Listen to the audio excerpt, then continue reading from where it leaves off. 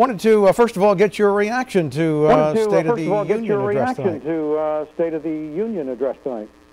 Well, I think overall it was really good. I was obviously a little surprised by the number of guests that he had, that he brought up during the speech. I thought it was a pleasant surprise. There were a lot of heartwarming stories there, and I mean, it was pretty cool. As far as the policy side, I think the President did a really good job of laying out a lot of things that the American people wanted to talk about. There's the issue, I mean, there's a lot of folks that brought guests to the gallery, Dreamers, for example, and he touched on the immigration issue, the 1.8 million that he's willing to work with to get path to citizenship, but he also wants his border security in return. I think that was the President showing that he wanted to work across the aisle and come to a compromise and get some real solutions. The pharmaceutical side of it, pain capable or helping terminally ill people have the right to try medications. I think that was something that was nice to hear as well. I think that that will affect real people. I've had family members of my own that I've seen struggle and suffer, and to have the opportunity to try some new medicines that could potentially save their lives or at least make them more comfortable is something that we should look into. Lowering the price of pharmaceuticals, I think, is a great thing. In California specific, since we've AB 109 and other things have let so many of our inmates out onto the streets, maybe finding some sort of second chance program, allowing them the opportunity to go out and get jobs, I think is something that could be really positive for the economy and obviously for the safety of our families at home. And there was some good stuff in there. You brought up Dreamers, and what kind of came to mind when I was listening to that was we started talking just a couple of weeks ago. We were talking about 700,000 Dreamers in this country. That figure is now up to 1.8 million. How did that happen? Now up to 1.8 million. How did that happen? Well, so if you understand the DACA, Dreamer, and all the different pieces of legislation, it all plays a role in when they came to the U.S. and at what age they were, what age they were before 18, whatever. All those things play a role in how that number is calculated. And the President came to a number of 1.8 million, so he obviously changed the calculation a little bit. He probably changed some dates and moved it, made it a little bit wider. But yeah, the DACA component of it, the one that President Obama pushed, was about 700,000, maybe 800,000. Dreamer bills and a few other pieces of legislation here in the House pushed a little bit higher numbers, but 1.8 million was a much higher number than I had heard in the past. I know you're tending to lean toward voting in favor of such a program. Would you do that without a wall? Would you do that without a wall? Well, we want to make sure that the border security component is, and I know that the wall is kind of the buzzword, but even meeting with Secretary Nielsen, Secretary of Homeland Security, and the White House a little bit about this issue. It's not so much about building a wall C to signing C, but it is about making sure our border is secure in whatever way, shape, or fashion that means. There are going to be parts of the area that they think a wall is the most obvious choice, and there's going to be other areas where it'll be technology and some sort of smart technology that can make sure it's secure. I think all those things play a role. I think there's also a place for changing the way that we treat people who come up to the border, and especially when the cartels are training people on what words to use and how to talk to border agents so that they can be granted asylum or other special treatment and get right on through.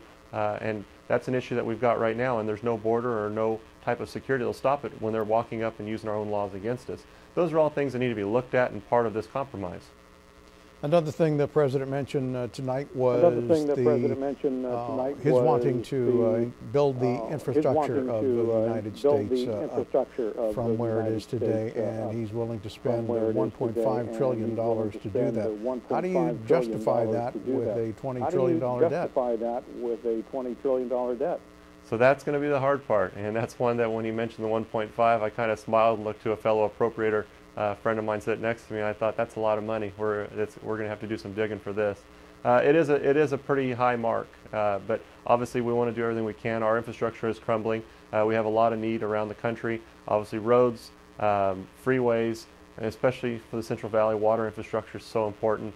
If there's any opportunity or any place, any rock we can dig under for a little extra money, I think it's well worth it, and it's something we should strive for.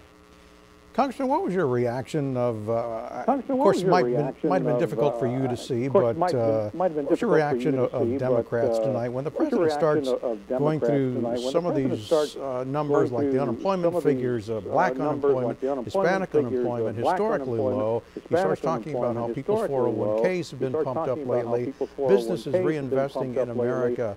What do you think of people like Chuck Schumer and Nancy Pelosi sitting on their hands? It was a little frustrating to see, and I did try to watch on the other side on specific topics. I was a little surprised when the 1.8 million on immigration, they didn't stand up and applaud that.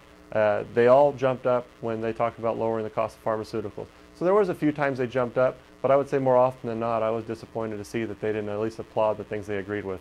I sat through 4 State of the Unions with President Obama, and when I agreed with him, I stood up and I clapped. I thought it was the right thing to do because it shows support and it shows unity on issues that we agree on. And it helps build a real path forward on getting things done for the American people. So yeah, I was disappointed. I would hope that they don't continue those actions, that we have the opportunity to really accomplish some things for their constituents and mine. And it looked like the president was trying to reach across the aisle and take the hand of those on the other side. Do you think he did that, or will we see anything different, you think, in the days going forward?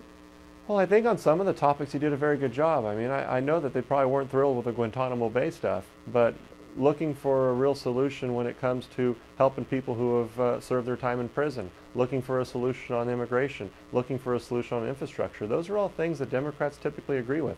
When you get into the pharmaceutical industry and the cost of pharmaceuticals and medications for our constituents, that's something that they did applaud.